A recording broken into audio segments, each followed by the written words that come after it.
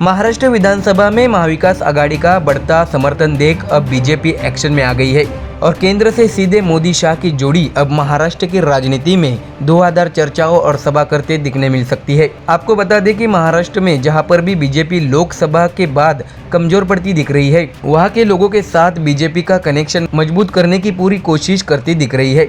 आपको बता दें कि अमित शाह ने अपने महाराष्ट्र दौरे के दौरान महायुति के सीट बंटवारे को लेकर पार्टी नेताओं से चर्चा करने वाले हैं। इस मौके पर मुख्यमंत्री एकनाथ शिंदे और उप मुख्यमंत्री अजित पवार की अमित शाह से मुलाकात होने की संभावना है। तो वहीं प्रधानमंत्री नरेंद्र मोदी जल्द ही वाशिम जिले का दौरा करेंगे। आपको बता दें कि बीजेपी नेता आशीष देशमुख ने कहा है कि लोकसभा चुनाव में बीजेपी फेल हो गई, लेकिन इसका रास्ता ढूंढने के लिए अमित शाह दौरे पर आए हैं।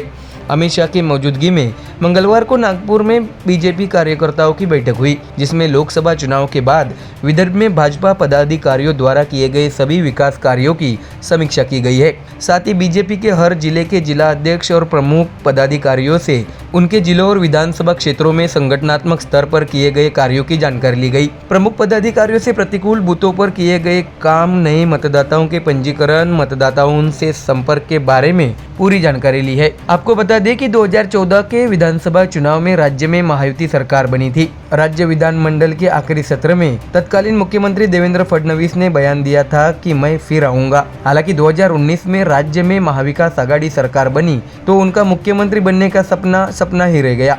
हालांकि 2 साल पहले राज्य में एक बार फिर महायुति सरकार बनी, लेकिन मुख्यमंत्री की कुर्सी ने उन्हें सीएम पद से दूर किया और शिवसेना के एकनाथ शिंदे को सीएम पद की माला पहनाई गई। ऐसे में जहां विदर्भ में बीजेपी का गढ़ माना जा रहा था, वहां पर परिवर्तन होता देख दिल्ली से मोदी शाह को विदर्भ का दौरा करना पड़ रहा है। तो वही महाराष्ट्र में बीजेपी के सामने अब तगड़ा विपक्ष भी बैठा है। 2019 के विधानसभा चुनाव के बाद राज्य में अलग अलग समीकरण बने।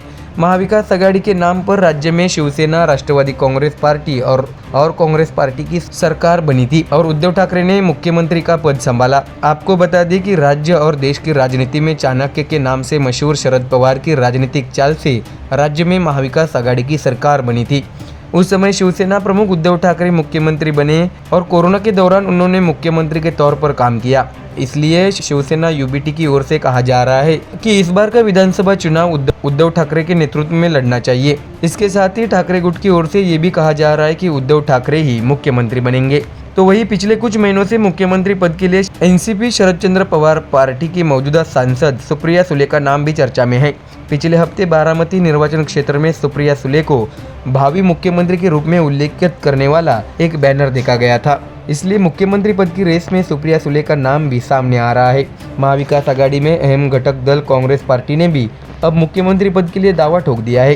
कांग्रेस पार्टी कार्यकर्ताओं ने यह भी भावना व्यक्त की है कि नाना पटोले को मुख्यमंत्री का पद दिया जाना चाहिए। आपको बता दें कि मुख्यमंत्री पद को लेकर इस वक्त ठाकरे की शिवसेना और कांग्रेस पार्टियों में विवाद चल रहा है। प्रदेश अध्यक्ष नाना पटोले के कार्यकाल में लोकसभा चुनाव में मिली सफलता से कांग्रेस पार्टी का आत्मविश्वास बढ़ा हुआ है। ऐसे में आपको बता दें कि महायुति को देखते हुए बीजेपी के वरिष्ठ नेता दिल्ली से मुख्यमंत्री पद का चेहरा तय कर सकते हैं। इसलिए ऐसा लग रहा है कि महायुति में कोई कंफ्यूजन नहीं होगा। हालांकि महाविकास आघाड़ी में मुख्यमंत्री पद का चेहरा तय करना बहुत कठिन है। 2024 के चुनाव में यह देखना अहम होगा कि क्या राज्य को मुख्यमंत्री पद के लिए नया चेहरा मिलेगा या पुराना चेहरा ही मुख्यमंत्री बनेगा। तो देखा दर्शकों आपने कैसे दिल्ली के बीजेपी के बड़े कद्दावर नेता अब महाराष्ट्र की राजनीति में सक्रिय होने लगे हैं। ऐसे में आने वाले महाराष्ट्र विधानसभा चुनाव पर राज्य सहित पूरे देश की नजर होगी। Bureau report MDR news.